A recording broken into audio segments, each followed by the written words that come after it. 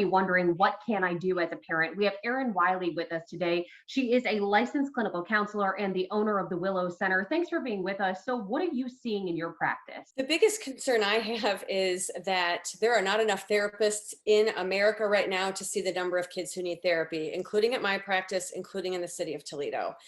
So, what I'm seeing is a lot of phone calls that we're trying to attend to and are struggling to meet the demand. We have a very full caseload of children and teens right now. And why do you think that is? Why are you seeing that increase? On one hand, I think parents are being more attentive, which is excellent. And I do believe that at this time in history, kids are closer emotionally to their parents than they ever have been before. So a teenager who is, has no shame about mental health treatment because they have friends in therapy is more likely to go to a parent and say, I need help, I'm not doing well, and I don't want to talk to you. So parents are getting their kids therapy more than ever before. But certainly with COVID, kids are stressed out. School has been different. It's been confusing. They have such a change in how they used to live their lives.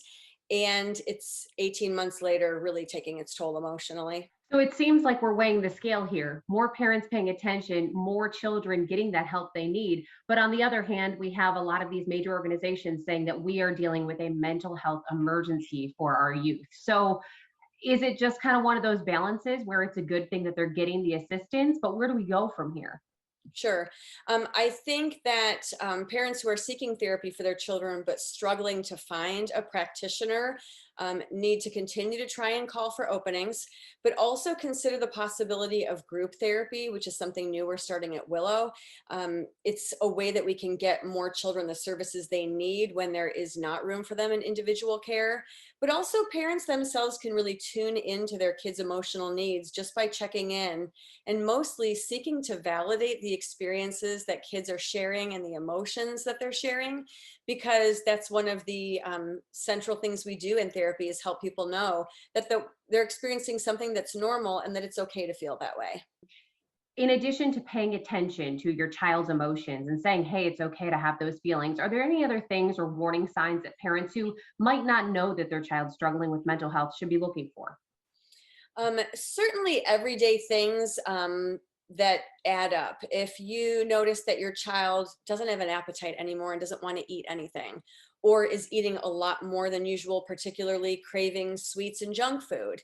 If you have a child who's really struggling to fall asleep or stay asleep, or is waking up in the middle of the night in an unusual way for them.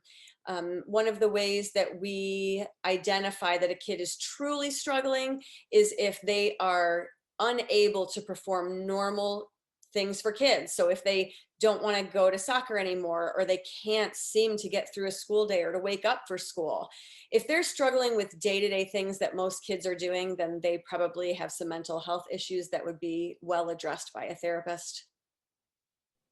Well, Erin, thank you so much for being with us today. Some great information there, and hopefully we can help some of those parents who are just trying to navigate through this.